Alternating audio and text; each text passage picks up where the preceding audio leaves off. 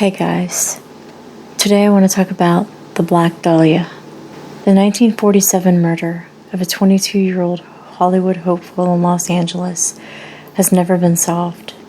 On the morning of January 15th, 1947, a mother taking her child for a walk in a Los Angeles neighborhood stumbled upon a gruesome sight: the body of a young naked woman sliced clean in half at the waist. The body was just a few feet from the sidewalk and posed in such a way that the mother reportedly thought it was a mannequin at first glance. Despite the extensive mutilation and cuts on the body, there wasn't a drop of blood at the scene, indicating that the young woman had been killed elsewhere. The ensuing investigation was led by the LA Police Department. The FBI was asked to help, and it quickly identified the body, just 57 minutes in fact, after getting blurred fingerprints via sound photo, a primitive fax machine used by news services from Los Angeles. The young woman turned out to be a 22-year-old Hollywood hopeful named Elizabeth Short, later dubbed the Black Dahlia by the press for her rumored penchant for sheer black clothes and for the Blue Dahlia movie out at the time. Elizabeth's prints actually appeared twice in the FBI's massive collection. More than 100 million were on file at the time. First, she had applied for a job as a clerk at the commissary of the Army's Camp Cook in California in January 1943. Second, she had been arrested by the Santa Barbara police for underage drinking 7 months later. The Bureau had also had her mugshot in its files and provided it to the press. In support of LA police, the FBI ran records checks on potential suspects and conducted interviews across the nation. Based on early suspicions that the murderer may have had skills in dissection because the body was so cleanly cut, agents were also asked to check out a group of students at the University of Southern California Medical School, and in tantalizing potential break in the case, the Bureau searched for a match to fingerprints found on an anonymous letter that may have been sent to authorities by the killer, but the prints weren't in FBI files. Who killed the Black Dahlia and why? It's a mystery. The murderer has never been found, and given how much time has passed, probably never will be. Elizabeth Short was born on July 29, 1924. She was a native of Boston. She spent her early life in New England and Florida before relocating to California, where her father lived. It's commonly held that Elizabeth was an aspiring actress, though she had no known acting credits or jobs during her time in Los Angeles. Elizabeth's unsolved murder and the details surrounding it have had a lasting cultural intrigue, generating various theories and public speculation. Her life and death have been the basis of numerous books and films, and her murder is frequently cited as one of the most famous unsolved murders in American history, as well as one of the oldest unsolved cases in Los Angeles County. It has likewise been credited by historians as one of the first major crimes in post-World War II America to capture national attention. Elizabeth was the third of 5 daughters of Cleo A. Short and wife Phoebe May Sawyer. In 1927, the Short family briefly relocated to Portland, Maine, before settling in Medford, a suburb of Boston, that same year. Her father built miniature golf courses until he lost most of his savings in the 1929 stock market crash. In 1930, his car was found abandoned on the Charlestown Bridge, and it was assumed that he had jumped into the Charles River. Believing her husband to be deceased, her mother began working as a bookkeeper to support the family. Troubled by bronchitis and severe asthma attacks, Elizabeth underwent lung surgery at age 15, after which doctors suggested she periodically relocate to a milder climate to prevent further respiratory problems. Her mother sent her to spend winters in Miami, Florida with family friends for the next 3 years. In her sophomore year, Elizabeth dropped out of Medford High School. In late 1942, her mother received a letter of apology from her presumed deceased husband, which revealed that he was in fact alive and had started a new life in California. In December 1942, at age 18, Elizabeth relocated to Vallejo, California to live with her father, whom she had not seen since she was 6. At the time, he was working at the nearby Mare Island Naval Shipyard on San Francisco Bay. Arguments between Elizabeth and her father led to her moving out in January 1943. Elizabeth took a job at the base exchange at Camp Cook. now Vandenberg Air Force Base, near Lompoc, briefly living with a U.S. Army Air Force sergeant who reportedly abused her. She left Lompoc in mid-1943 and moved to Santa Barbara, where she was arrested on September 23, 1943, for drinking at a local bar while underage. The juvenile authorities sent her back to Massachusetts, but she returned instead to Florida, making only occasional visits to her family near Boston. While in Florida, she met Major Matthew Michael Gordon, Jr., a decorated Army Air Force officer of the 2nd Air Commando Group, who was training for deployment to Southeast Asian theater of World War II. Elizabeth later told friends that Gordon had written to propose marriage while he was recovering from injuries from a plane crash in India. She accepted his offer, but Gordon died in a second crash on August 10, 1945, less than a week before the end of the war. In July 1946, Elizabeth relocated to Los Angeles to visit Army Air Force Lieutenant Joseph Gordon Fickling, an acquaintance from Florida, who was stationed at the Naval Reserve Air Base in Long Beach. Elizabeth spent the last 6 months of her life in Southern California, mostly in the Los Angeles area. Shortly before her death, she had been working as a waitress and rented a room behind the Florentine Gardens nightclub on Hollywood Boulevard. She has been variously described and depicted as an aspiring or would-be actress. According to some sources, she did in fact have aspirations to be a film star, though she had no known acting jobs or credits. On January 9, 1947, Elizabeth returned to her home in Los Angeles after a brief trip to San Francisco with Robert "Red" Manley, a 25-year-old married salesman whom she had been dating. Manley stated that he dropped Elizabeth off at the Biltmore Hotel in downtown Los Angeles and that she was to meet her sister, who was visiting from Boston that afternoon. By some accounts, staff of the Biltmore recalled having seen Elizabeth using the lobby telephone. Shortly after, she was allegedly seen by patrons of the Crown Grill Cocktail Lounge at 754 South Olive Street, approximately 3/8 of a mile away from the Biltmore. On the morning of January 15, 1947, Elizabeth's naked body, severed into two pieces, was found on a vacant lot on the west side of South Norton Avenue, midway between Coliseum Street and West 39th Street, in the neighborhood of Leimert Park. At the time, Leimert Park was largely undeveloped. Local resident Betty Bersinger discovered the body at around 10 a.m. while walking with her 3-year-old daughter, initially thinking she had found a discarded store mannequin. When she realized it was a corpse, she rushed to a nearby house and telephoned the police. Elizabeth's severely mutilated body was completely severed at the waist and drained of blood, leaving her skin a pallid white. Medical examiners determined that she had been dead for around 10 hours prior to the discovery, leaving her time of death either sometime during the evening of January 14th or the early morning hours of January 15th.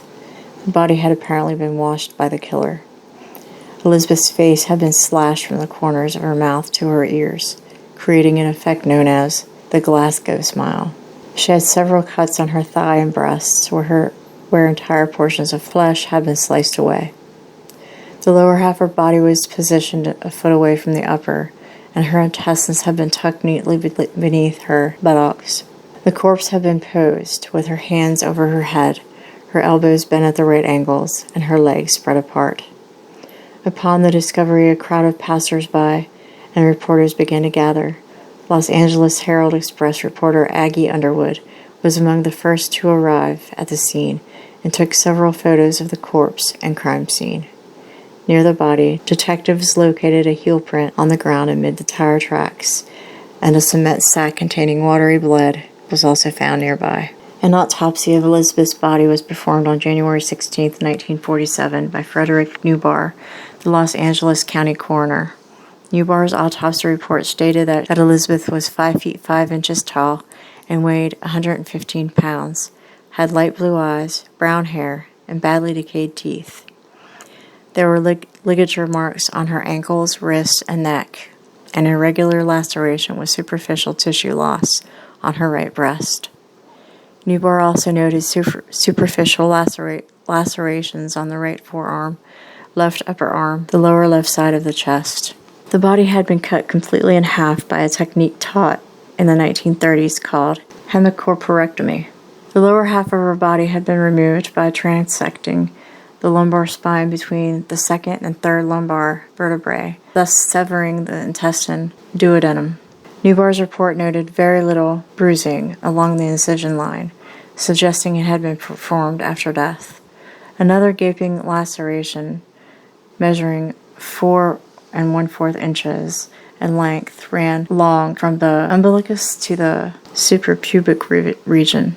The lacerations on each side of the face, which extended from the corners of the lips, were measured at 3 inches on the right side of the face and 2.5 inches on the left.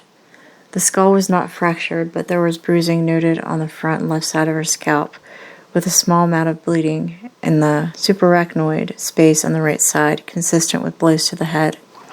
The cause of death was determined to be hemorrhaging from the lacerations to her face and the shock from the blows to the head and face.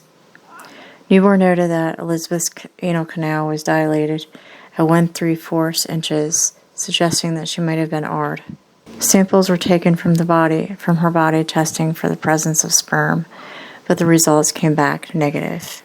Elizabeth was identified after her fingerprints were sent to the FBI via sound photo, a device which transmitted images by telephone and was normally used for news photographs. Elizabeth's fingerprints were on file from her 1943 arrest.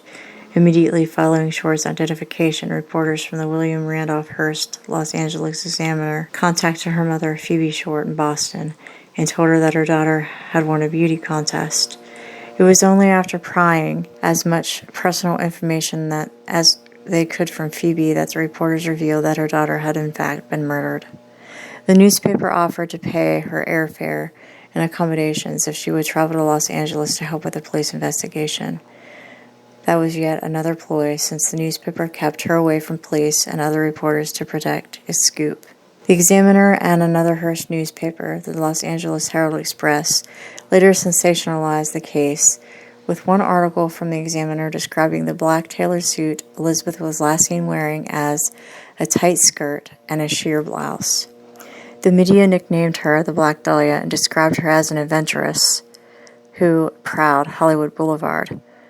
Additional newspaper reports, such as the one published in the Los Angeles Times on January 17th, deemed the murder as, quote, sex fiend slaying, unquote.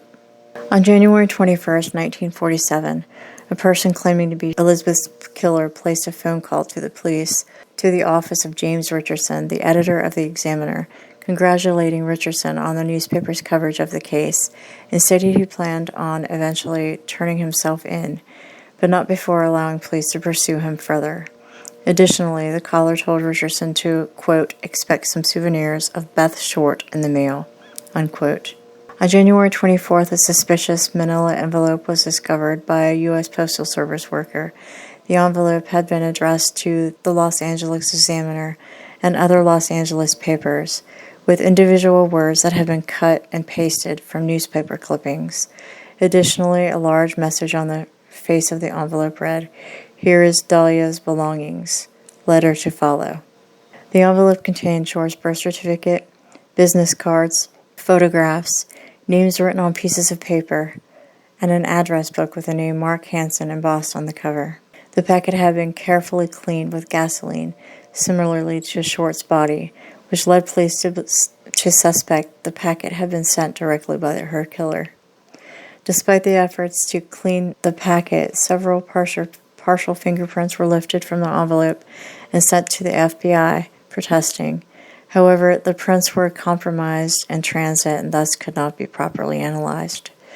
That same day, the packet was received by the Examiner. A handbag and black suede shoe were reported to have been seen on top of a garbage can in an alley, a short distance from Norton Avenue, 2 miles from where her body had been discovered. The items were recovered by police, but they had also been wiped clean with gasoline, destroying any fingerprints. On March 14th, an apparent suicide note scrawled in pencil on a bit of paper was found tucked in a shoe in a pile of men's clothing by the ocean's edge at the foot of Breeze Avenue in Venice. The note read, quote, "To whom it may concern, I have waited for the police to capture me for the Black Dahlia killing, but they have not. I am too much of a coward to turn myself in, so this is the best way out for me. I couldn't help myself for that, or this. "Sorry, Mary," unquote. The pile of clothing was first seen by a beach caretaker, who reported the discovery to John Dillon, lifeguard captain. Dillon immediately notified Captain L.E. Christensen of West Los Angeles Police Station. The clothes included a coat and trousers of blue herringbone tweed, a brown and white t-shirt, white jockey shorts, tan socks, and tan moccasin leisure shoes, size about 8. The clothes gave no clue about the identity of their owner. Police quickly deemed Mark Hansen, the owner of the address book found in the packet, a suspect. Hansen was a wealthy local nightclub and theater owner and an acquaintance at whose home Elizabeth had stayed with friends. And according to some sources, he also confirmed that the purse and shoe discovered in the alley were in fact Elizabeth's. Ann Toth, Elizabeth's friend and roommate, told investigators that Elizabeth had recently rejected sexual advances from Hansen and suggested it was a potential cause for him to kill her. However, he was cleared of suspicion in the case. In addition to Hansen, the Los Angeles Police Department interviewed over 150 men in the ensuing weeks whom they believed to be potential suspects.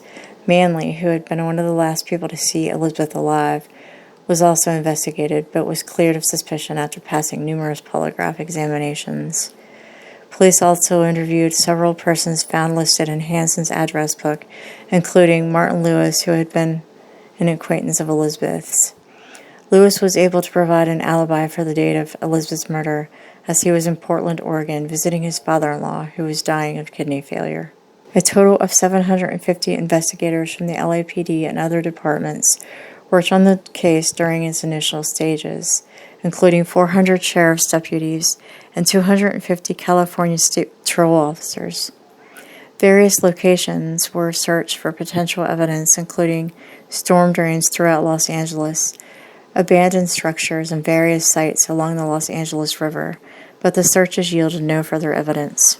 City Councilman Lloyd G. Davis posted a $10,000 reward for information leading to Short's killer. After the announcement of the reward, various persons came forward with confessions, most of which police dismissed as false.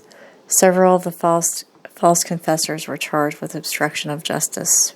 On January 26, another letter was received by the examiner, this time handwritten, which read, quote, "Here it is. Turning in Wednesday, January 29th, 10 a.m. Had my fun at police. Black Dahlia Adventure," unquote.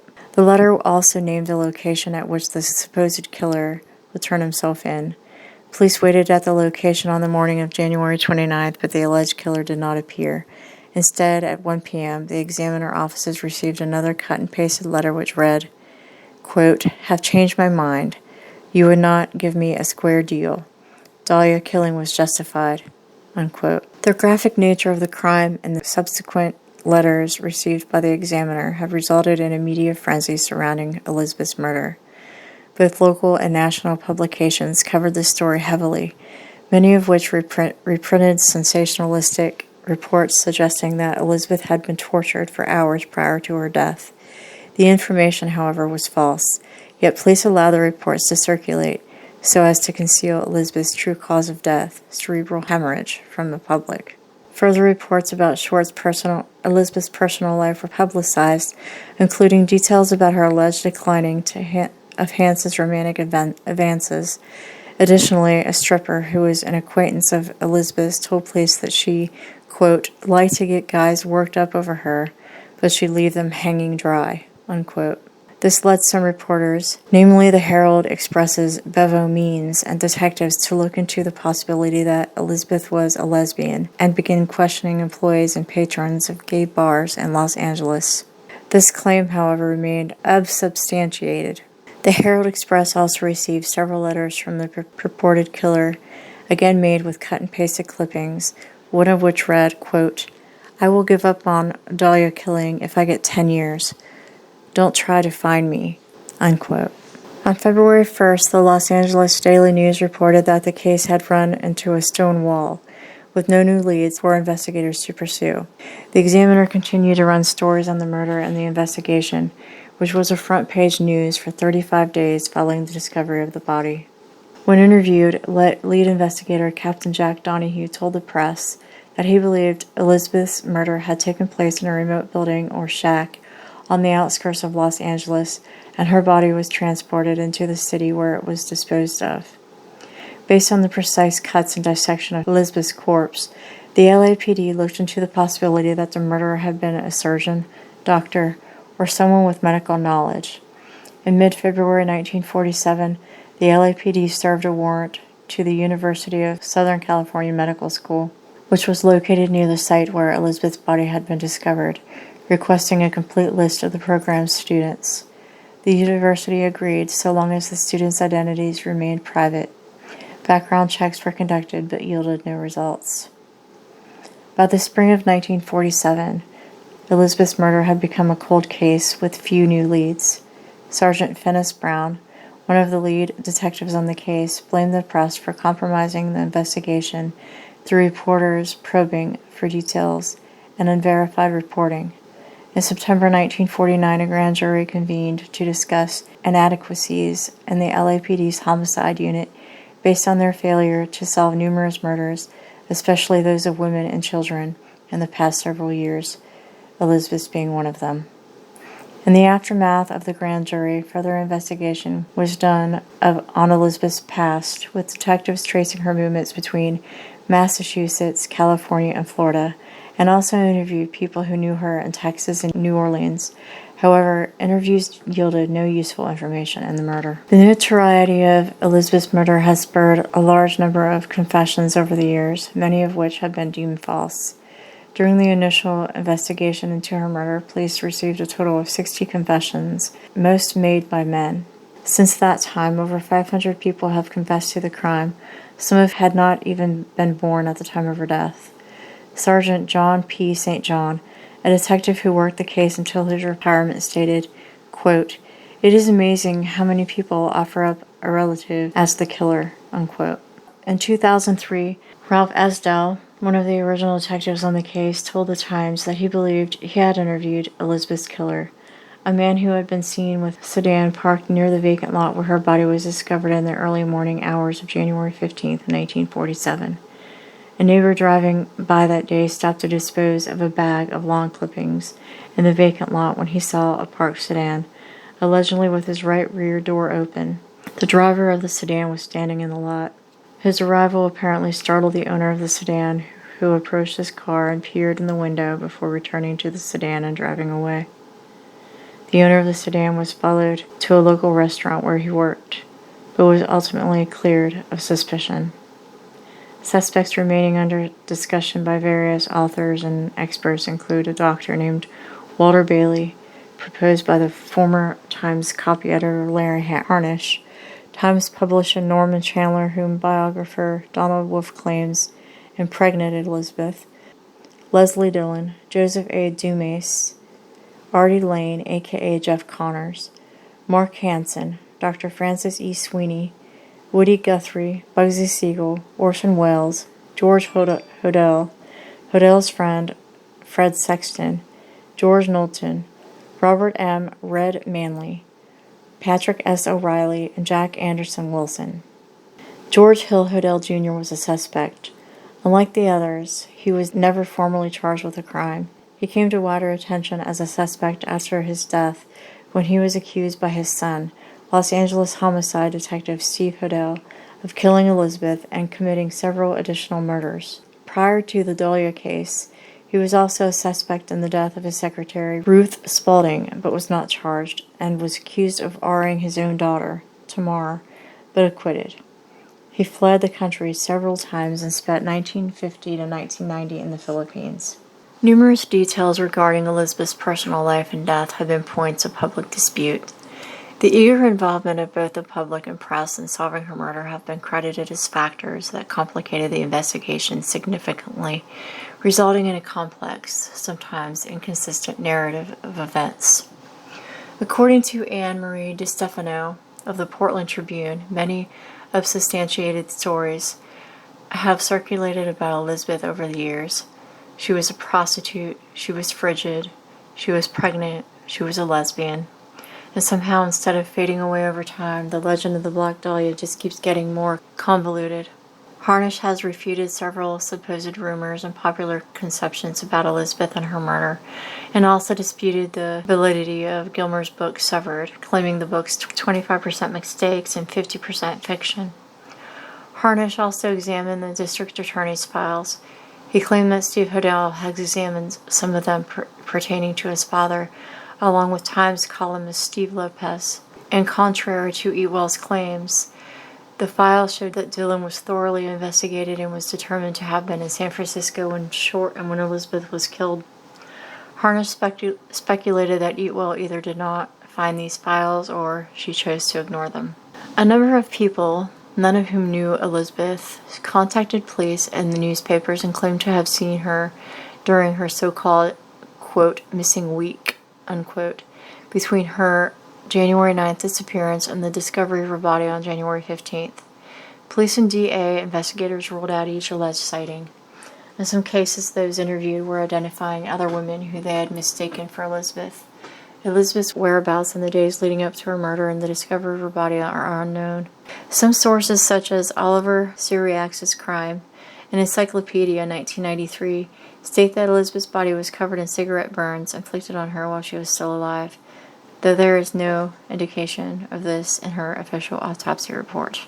In Severed, Gilmore states that the coroner who performed Elizabeth's autopsy suggested in conversation that she had been forced to consume feces based on his findings when examining the contents of her stomach.